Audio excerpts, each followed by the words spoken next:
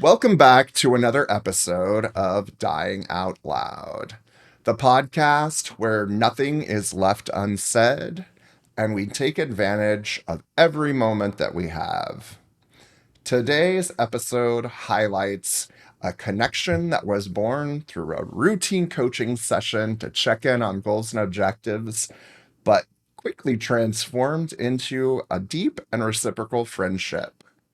I met Celina in a professional context and quickly discovered a natural alignment of our values, our energy, and the way we support one another. Celina's consistent encouragement through my cancer journey, her strategic wisdom, and her interest in all of the things that we share in common have formed the basis of a unique and powerful bond. This conversation explores what it means to become true friends through work, to support each other's lives and legacies, and to invest deeply in one another's growth. Celina, welcome to the show. Thank you so much. That was wildly I'm generous. super excited to have you here, and I can't wait to have this conversation with you, and more importantly, to let other people have a glimpse into the way that we think and approach the relationships that we have. The lessons that I think people can take away from this are far more important even than just seizing the moment that we have in front of us and really, leaning into the people that show up for you on a regular basis and basically giving as much of yourself to them as you can in return. So really excited to have this conversation with you today. Me too. Me too. I've been looking forward to this. Awesome. It's always a pleasure to chat with you. Likewise. I'd love to know, as just kind of a kickstart to our conversation, if you have a memory after one of the first times that we connected with each other.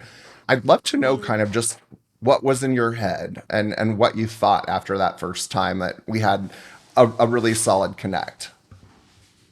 yeah, it's a great question because I think as you teed up at the beginning, I think, we started very much in like a professional setting. I think we'd encountered each other a handful of times and they were always great conversations, but I didn't think too much of it. It wasn't until I think we'd connected after I'd come back off maternity leave and I was transitioning back. And I have to say, I don't remember the content of the discussion all that much, but I think you'd shared a little bit about your journey into coaching, how you transitioned out of your kind of career and evolved it into something. And I remember I think it was towards the end of the day, and I walked away from my desk and I found myself replaying the conversation in my head, and you really started something. I thought, oh my goodness, this is like eating away at me. And I remember reaching out, I think it was the next day on Teams and being like, hey, can we meet again? You really started me thinking about something here, and I want to go a little bit further into it. And just your response of just enthusiasm, and you immediately met me like, absolutely, let's when can you meet today? And I think that was the tipping point for me where I felt like I had a little bit of an unfiltered moment in just thinking, oh, okay, you've cracked into something here. I don't even know exactly what it is, but you're the person I want to continue this conversation with and figure out what it is, what just I happened. love that. It's so funny because I think in those moments when someone does reach back out with any kind of encouraging message or a thought that you made me stop and think after we hung up, I want to explore some more of that conversation with you. And I'm automatically, whenever someone expresses that to me, of course, I'm equally like, I double down on how engaged I am. And I'm like, the curiosity that naturally lives in my brain is like, okay, I want to find out like what resonated with you and where we go from Mhm. here. And I remember, from that conversation, we talked a lot about just the art of coaching and not between you and I, but in general, and how it can really Right. apply to everyone, whether your title is executive coach or whether you're a business lead or you're an account director.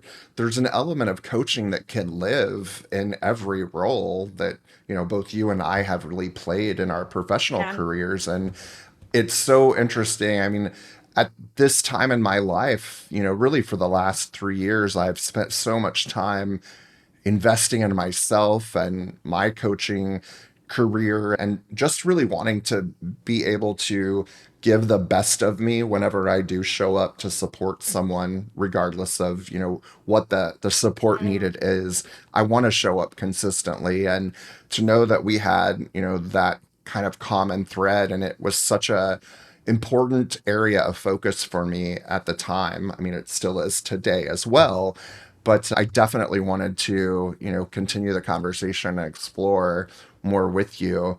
I remember a time, this is kind of fast forwarding from that first meeting, but I Yeah. remember a time when either you sent me a message on Teams or you sent me a text message and said something like, "Is it all right if we communicate or we be friends outside of work as well?" Can we be friends now? Yeah, Can we be real friends? exactly. And I remember in that Yeah. moment, I'm like, hell yes, it's okay. Like, text me anytime, whenever. Like, Yeah. knowing that, Yeah. knowing that you kind of found some of the same things in me that attracted me to also be your friend as well. Like, Mm. the energy that I think, well, people probably can feel it now just listening to us chat with each other. But I think the energy that we generate during the times that we connect with each other, they do such a good thing for me personally. I know that whenever I leave a conversation with you, even the ones where we might talk about something that's a little bit heavier, uncomfortable, or not fun to talk about, like I still find myself after those calls always so enlightened and as if my spirits have been listed or lifted, rather, not listed. But and today, every day it's so important to have those feelings where, you are feeling like this person is a great source of positivity and energy in my life. And, that's not even talking about whenever we take a deep dive into all the strategic conversations that we've had about, Yeah. projects both at work and also outside of work. So Mhm. very, very I think you hit, enjoyable. yeah, you hit the nail on the head because there is something, it's sort of that exchange of energy, right? And it's, I, I, equally, every time I walk away from a conversation, I just feel like my cup is full, Yeah. And I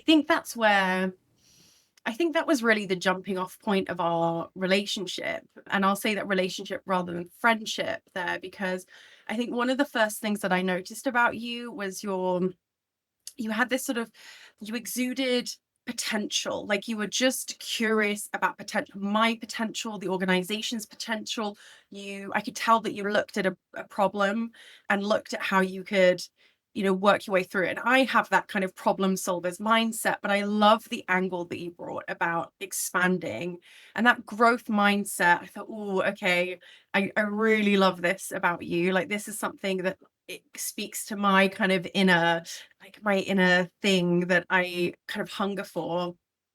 I think the interesting thing for me was that I found those conversations so fueling that one of the things that I've taken away from our time together is noticing when I'm giving from overflow, when my cup is full, and rather than from a place of scarcity. And I may have just had an incredibly stressful day. I may have had, difficult clients, or, life isn't always roses. But I knew when we had a conversation, just hearing you talk about your passions and the projects that you were working on, it just lit a fire under me because I could see that you were also just operating from a place of light.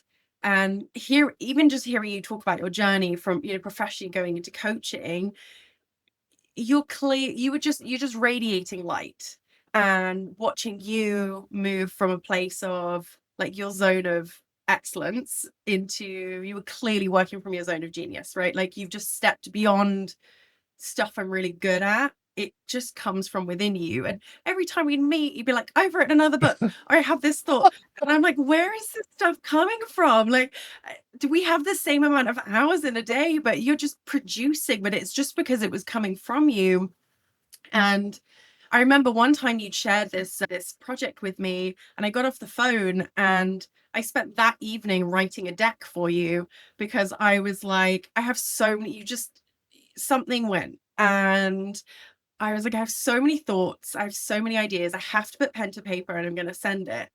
And after hitting send, I remember spiraling a little bit in the evening, going, was this a complete overreach? Did I overstep? Have I like, maybe I just didn't, but it just came out of me in the same way as you were in your flow state, it came out of you. But I remember that this little anxiety of like, oh wait, have I done too much? Am I being too much? And you definitely hadn't done too much, quite honestly. I don't know if you recall my reaction to seeing that document, because, folks, it Yeah. was a legit document. Like, it was a full strategy for the personal projects that I was sharing with Celina. And it's so interesting because I know I probably told like 50 people after receiving that and having a chance to review it, and just knowing the impact that your thoughtfulness was going to have on that particular project. And it's funny because, and I think about the things that I have shared with you, and the things that I have, done, whether I've done them really well or they've been somewhat mediocre, they've been all kind of silently leading me to this. The writing of the ebooks that I published at the end of last year and the beginning of this year, like, I think that was something unconsciously that my mind and body were doing to prepare me for this actual purpose, the ability to have a genuine connection with someone, but more importantly, let that same someone know how truly impactful the connection has been and how meaningful it has been to me personally. And, if we could rewind time or expand time, I mean, I would absolutely be wanting to expand the time that we were in each other's lives, because I feel like, there's so much I have the ability to learn from you. And I think, that strategy approach was just one thing. I looked at that document as I was starting to put together a plan for how to bring this podcast to life. And I also used it to kind of assess my motivation for this. Like, the reason for doing this is not because I hope that, this lands on somebody's favorite podcast list of 2025. The reason for doing this is because I want the people who have been important to me throughout any of the versions of my life, and that time that we've spent together has been impactful and meaningful, and really helped shape who I am still becoming as a person.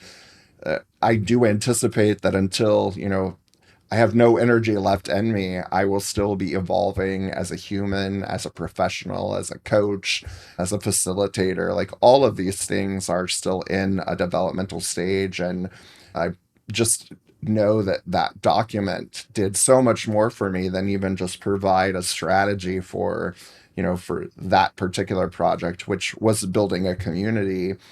But I've shifted so much of that strategy into building a community around the messages that were being shared, in the conversations that I wanted to have, and that I was starting to have.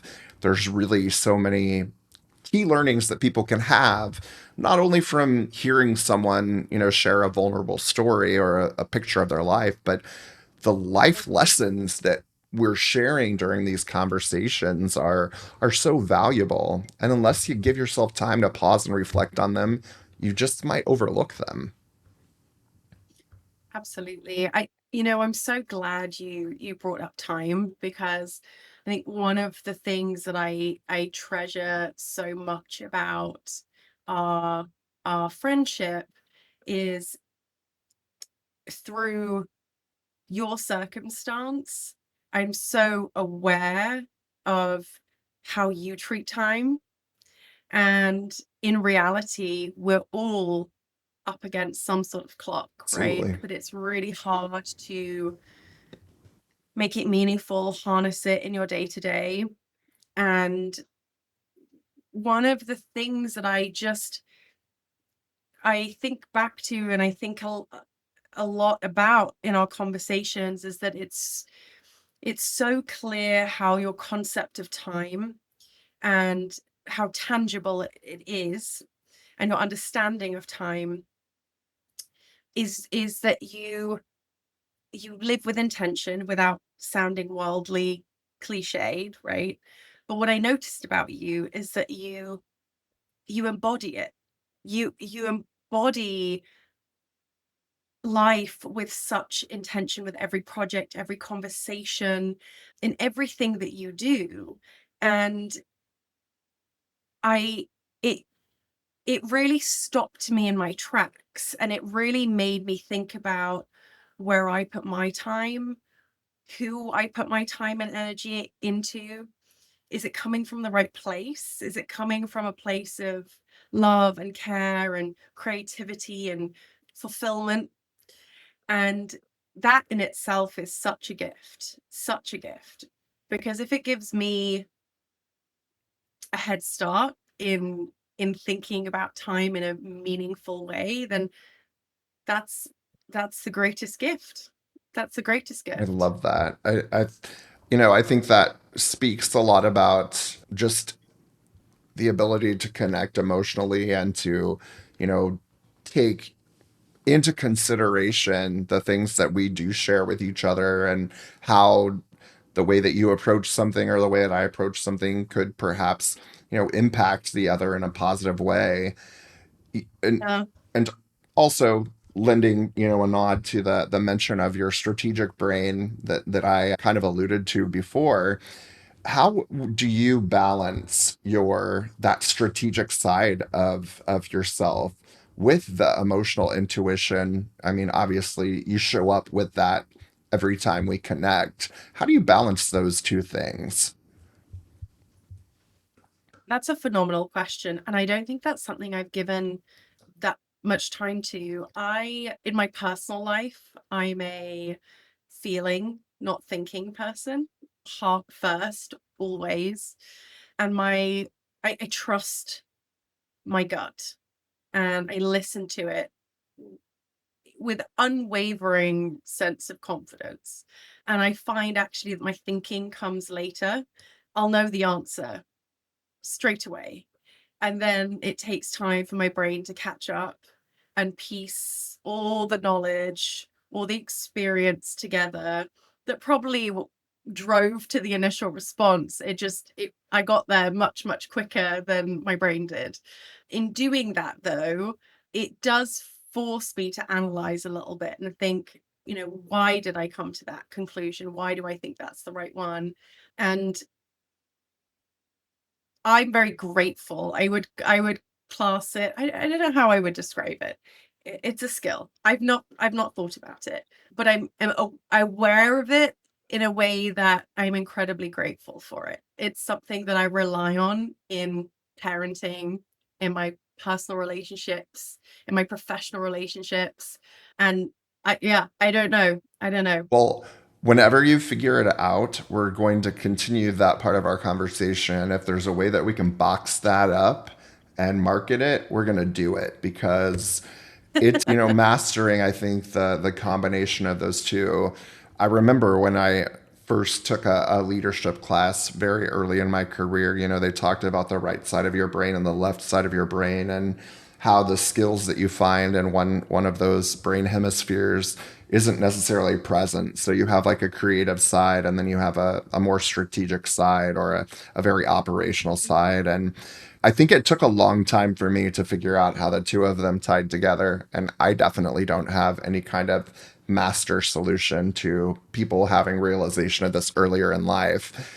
To your point, being grateful for just having the ability to succeed in both areas, I kind of feel that same way for myself. And I don't really think that I kind of connected the dots there until probably the when I was coming out of like the rough spot after my most recent diagnosis, and I started to realize that all of these things that I thought, you know, were skills that I was striving to grasp or be able to show some level of expertise in. They were things that people were already thinking that, you're an expert at this. I want to learn this from you. And I don't think I ever really let myself accept those types of nods of confidence or, just people communicating, the things that they feel like they've learned from you or with you. But I have Yeah. tried to acknowledge them, I think, a little bit more in recent days. And I'm starting to kind of lean into, okay, well, if everybody thinks that relationship building is my superpower, I'm going to believe that too. And it's Mhm. interesting the strength that you can find when you do start to listen to the things that people have said, hey, these are your strengths like all along. And when you finally lean into that and start to believe it for yourself, it's completely empowering in the best way. And it really kind of opens up all of these doors that you may not ever have even realized were just sitting in front of you, waiting for you to push them open. And I think that is kind of what I've realized, especially over these last like 6 or 8 months. You know, every single one of us has some sort of a timeline that we're on. Some of us it's tied to a health situation. Others, it's just a natural fact of life, right? We're all trucking towards an end date. And, I could Mhm. focus on how much shorter my end date might be than someone else's, or I could choose to focus on the fact that I'm just going to try to find as much joy in every single day that I'm given. And it sounds really cheesy to say, but the first few months that I made that my goal, it probably was a struggle to find that joy. But I've gotten to a place now where when I get up in the morning, like I am on a quest to find something joyful in the day. And on a day like today, the first conversation that I had with a coworker, it was an amazing conversation. We talked about personal things for 25 minutes, and then we took care of the business we needed to take care of in 5 minutes. And it was a great way to start the day. This is a great way Yeah. to end the day, having another just intentional conversation about life and the people who we're lucky enough to be surrounded by. So I love that. And again, whenever you figure out what the magic key to that strategic brain with the emotional intuition Yeah. comes to fruition, let's figure out how to box that stuff up. Oh, 1,000%. I found that life is much richer when you spend less time pulling things apart and more time bringing them together. And I was thinking about this in the context of I'd updated my LinkedIn profile and I was looking at the picture and it was pre two children. I was single, living in New York, and it was time to change. It just wasn't me anymore. And I know, I mean, this isn't by no means a unique challenge, right? But the idea of this battle of separating your personal life from work. And I think one of the reasons that made our conversations and continue to make our conversations so rich and valuable for me is that I get to show up as a whole person. You're not seeing just the work side of Celina. You're seeing me as a whole person, Right. as a mother, as a partner, as a professional, as a woman.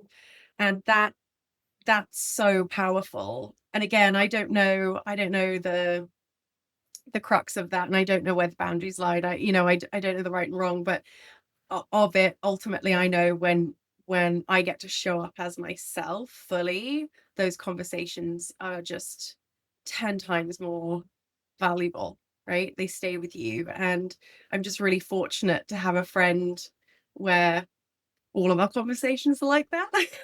I agree. I feel the same I way. feel quite spoiled.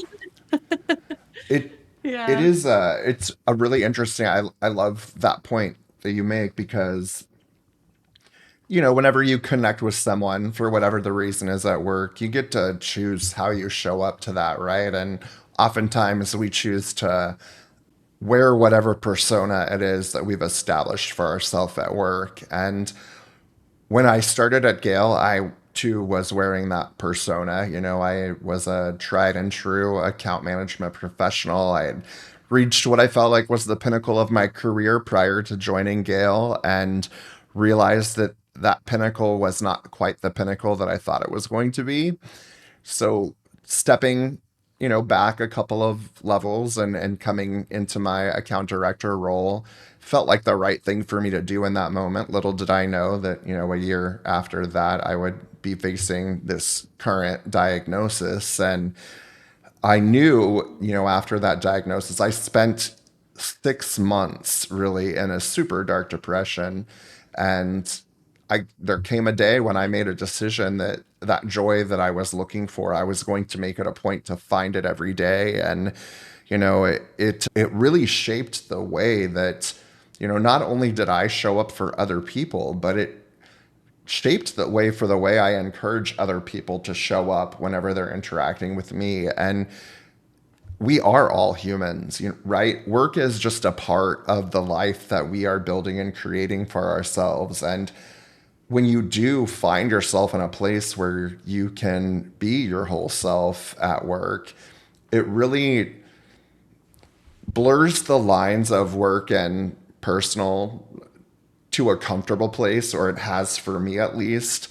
What I do is so much a part of the identity of who I am that I really feel great about the way that I approach and I look at my work today. And for me, work is a part of my life that does bring me a good deal of joy, not just because I get to meet amazing people like you who become, friends that will last a lifetime, but because I'm just really passionate about after 30 years of being in a role that I didn't really get to see the impact that I was making on humans.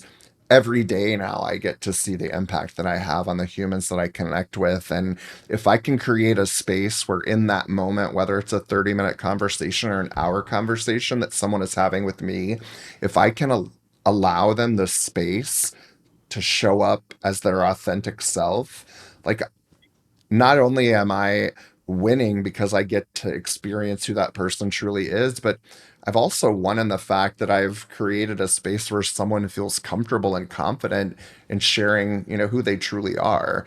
And I think that's one of the most important things that I look at whenever I step into a conversation. And one reason why, whether you're the first call of the day or the last call of the afternoon, I want to show up the same for all of those people. I think that's really important that people get to have the same version of you. And for the first time in life, I think I've really mastered the art of giving to people consistently. It doesn't mean that every single person I visit with I have the connection that you and I have, but it's all about creating that space. And I'm glad you not only recognized that that space existed, but that it was also a space where you can step into anytime you need to and know that you're going to find the person that wants to listen, wants to understand, and is just curious by nature because they want to be able to support you in whatever it is that you're working on. Yeah, I mean, such a powerful thing that you're touching on because it really speaks to, I think your success stems from the authenticity, right? And the authenticity is because it's an extension of you.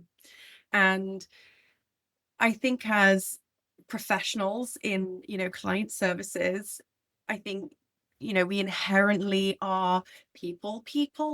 We could be extroverts or a portion of that persona of us are extroverts. Ultimately, it's the best part of my day. I love my one-on-ones with my Yep. client. That's where the real work gets Right. done. That's where the relationship building happens. And if I could do that all day, it'd be great. I love Yep. it. And I think what's interesting to your point, because it's an extension of self, you often miss that it's a skill, right? To not believe people that you are really good at something. You're like, but that's just me. That's like my personality. I just like talking to people. But when when you're doing it authentically and it's something that serves you, the way you're able to show up, just transforms. And that authenticity is just reflected in the relationships that you get out of it. It could be a functional conversation where you go through a checklist of items, or you can have a real conversation. And you know, I'm there's not a single part of me that's shocked about the transition from your kind of previous career into this, because it's it doubles down on the thing that you are phenomenal at. Thank you. And that's that's such a gift, and it radiates from you. It absolutely radiates from you, because I don't want to speak for you, but the way it feels is that it's effortless. It doesn't feel like work to you. It doesn't feel like work to me that you're having to put in, and that makes the whole thing more relaxed and enjoyable, and there's no weight. It's just free space, and it's there for us to fill with whatever we need to. If it's a good week, if it's a bad week, if we're looking for support, if we're looking for encouragement, or we have extra to give, right? And that is so special. I mean, and that's why, our time together, our conversations have left such a mark on me, and why they've transcended from teams and work to a real friendship. I love that. That's such an interesting thing because I will say this is the first time in my life that I have felt like things are effortless. And maybe that's by design, right? Maybe that's something that we all will experience whenever, we're faced with whatever that major roadblock is that gets in our way. And it's a way of coping and figuring out how to continue to move forward in a positive direction.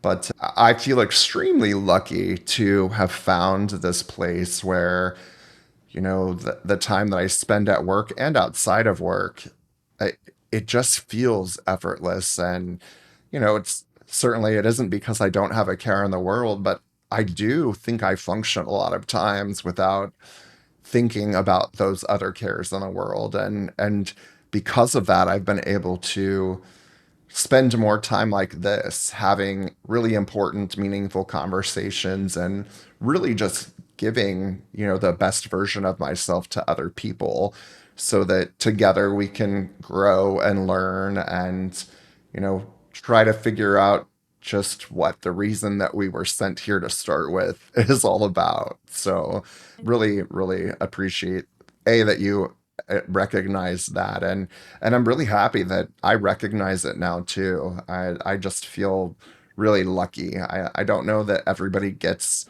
to this part in their life and they start to connect all these dots for themselves, but it has been, I think, one of life's strangest gifts that I was not expecting, to just to be able to know myself as well as I do right now, and to feel this great about everything in spite of, the things that I could let myself, be dragged down because of. Yeah, yeah. So, Celina, every episode, there is just a moment that I will take out to share a specific message with you. And I know I've shared some messaging with you as we've kind of chatted, but this is something that I actually wrote down. And, prior to having this avenue to share this message with, I had thought at one point in time that I would, stick all these notes in envelopes and send them on the way to their recipients, and so it's evolved to sharing them now over this podcast conversation. So I'm going to share a message with you, and then I'll give you a moment to let it set in, and you can certainly react to it, and then we'll talk about another point or two, and we'll wrap things up. But Celina, there are friendships that sneak up on you and change everything. And that's exactly what this one has done for me. I had no idea that coaching would lead to finding somebody who would stand beside me through some of the more difficult chapters of life, help me strategize the random projects that spark throughout the course of life, and ultimately just sit in the time and laugh and, generate ideas and just really support each other. The way that your check-ins, your text messages, and ultimately just your interest in the things that I develop in my head, my dreams, the struggles that I'm having, your willingness to help me find clarity and joy is definitely something that has meant more to me than you probably will realize, especially given the short amount of time that we've really spent together. You've truly shown Yeah. up for me in ways that have taught me what true investment in another person looks like. And what I have gained isn't really even just a friend and supporter, but it's a friend that I hope I get to walk through many, many more years and chapters of this life with. And, just the more time that we get to spend together and be around each other, I know that there are many more great life and business lessons that I have to learn from you. And ultimately, just to wrap all of this up in one short sentence, I just want to truly thank you for, being all in, showing up authentically, and just being you always. It's extremely appreciated and I treasure it. Thank you, Chris. That's so, yeah. I feel that deeply, and all of those words I would send straight back, because it's making meaningful friendships a little later in life can feel daunting and difficult, Definitely. and you've made it so easy, so easy. And it's been such a wonderful reminder that your people are out there, Right. and they'll creep up on you when you least expect it. And it's so healing. I love Yeah. that. Thank you. Hmm. Before I share the final word for today, anything that you have to offer anybody that might be listening in terms of maybe something you've learned about yourself, or just relationships in general, or anything you might want people to try to do, when they feel like they need to support someone going through a tough time, whatever lesson you might have to Mm, share with them, I know they're all ears. mm. That's so beautiful. I think I'm, without getting too squishy, for me, it's just lead with love. Like, if you get that shot in the dark moments, like, oh, I want to send that letter. Oh, no one sends letters anymore. Send the damn letter. Right. If you want to drop flowers off, do it. It. Show up in the way that feels right, but do it. Just don't let life stop you, because ultimately it's just, life is just a collection of memories and moments, and the really ultimately the ones that make you feel good. And if you can participate in someone else's collection, then there's nothing better. Nothing better. I love that. Very well said. Folks, there are friendships that start in structure and transform into something that is so sacred and treasured. Let this conversation be a reminder to you that a meaningful connection doesn't always have to start with a grand moment. It can be something as a simple conversation or connection and a shared intention to care about another human being. I think this entire conversation is a great example of how true that is. As always, I'm your host, Christopher Saim, and this has been another episode of Dying Out Loud. We'll catch you again next week. Celina, thanks for being here today.